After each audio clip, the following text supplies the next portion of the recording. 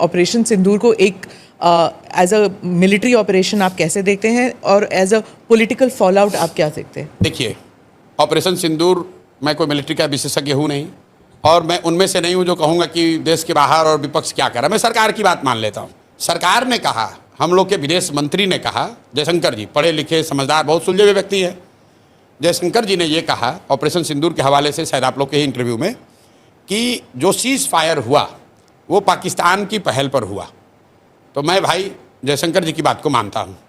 तो अगर पाकिस्तान के पहल पर सीज़ फायर हुआ, इसका मतलब कि पाकिस्तान दबाव में था, पाकिस्तान की हालत ख़राब थी। जो हारता है वही तो सीज़ फायर के लिए हाथ जोड़कर आएगा।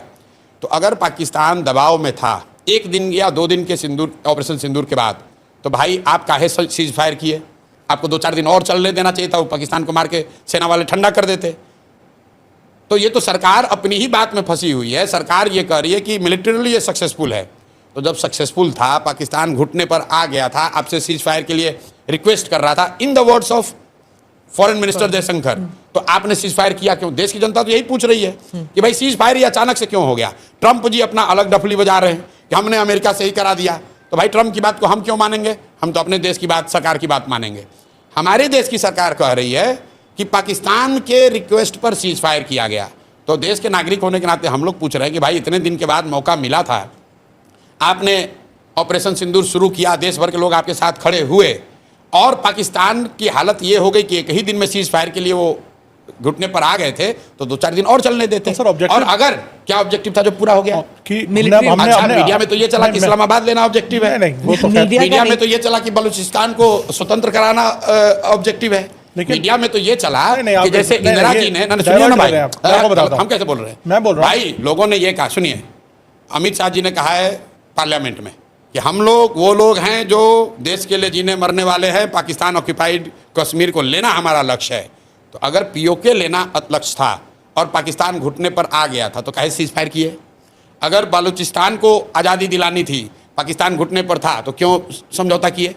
आप ही बता दो भाई कि अगर पाकिस्तान डर गया था या घुटने पर था, तो क्यों समझौता किए? और अगर नहीं था, तो फिर आप जो बता रहे हो वो गलत है। दोनों बात तो सही नहीं हो सकती है। और ये बात सिर्फ जो जयशंकर जी ने कहा है उसी पर कह रहा हूँ। ट्रंप साहब तो कही रहे कि हम इंडिया को डरवा, इंडिया पाकिस्तान को दोनों को बुला के डांटे और इन लोगों में समझौता करा दिए। हम ट्रंप की बात पर नहीं जा रहे हैं, हम जयशंकर की बात कह रहे हैं। एंड तो कहीं होता है ना, क्या एंड? तो भाई वही एंड, मतलब लोग तो ये पूछ रहे हैं कि भाई आपने सायरन बजवाया, प्रैक्टिस करवाया, तो हम लोग तो तैयार थे 2-4-5 दिन के लिए। एक ही दिन में काहे सीज फायर कर दिए? 2-4 दिन और चलने देते, पीओके ले लेते हम लोग, तब आप कर लेते।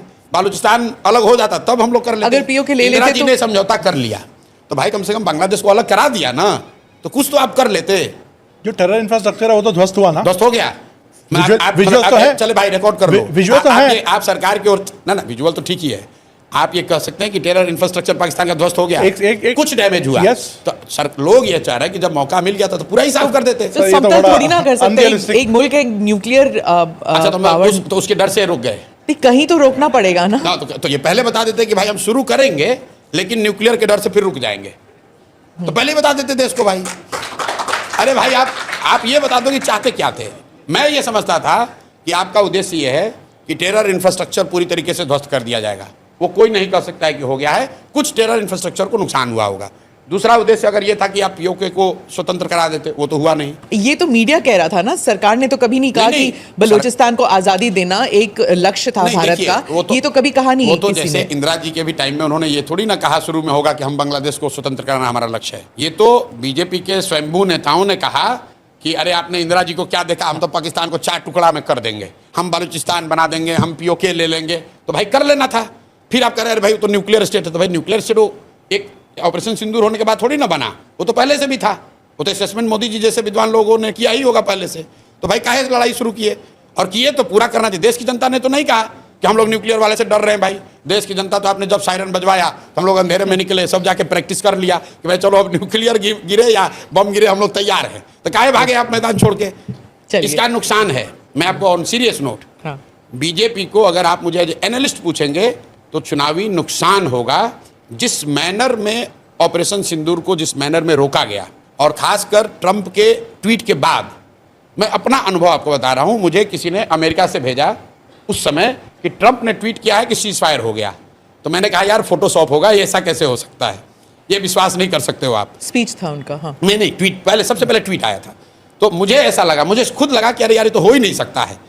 तो मतलब देश की जनता को ये लगा कि यार इतना बड़ा जब हम लोग तैयार मेंटली प्रिपेयर हो ही गए थे, तो 1-2 दिन 4 दिन एक उसको लॉजिकल कंक्लूजन तक ले जाना था, नहीं ले गए, चलिए उनका डिसीजन है, लॉजिकल कंक्लूजन नहीं हुआ, मतलब पॉलिटिकली वो खुद भी कह रहे हैं कि नहीं हुआ है। उसके बाद आप मोदी जी का बयान सुनिए, डैमेज कंट्रोल करने के लिए वो क्या कह रहे हैं कि ऑपरेशन सिंदूर जारी है, उसका फॉर्म बदल गया है। वो भी नहीं कह सकते हैं कि रोक दिया है, क्योंकि उनको भी मालूम है कि देश की जनता ये नहीं चाहती थी कि रुके। जिस तरीके से सीज फायर हुआ उससे बीजेपी को पॉलिटिकल नुकसान होगा।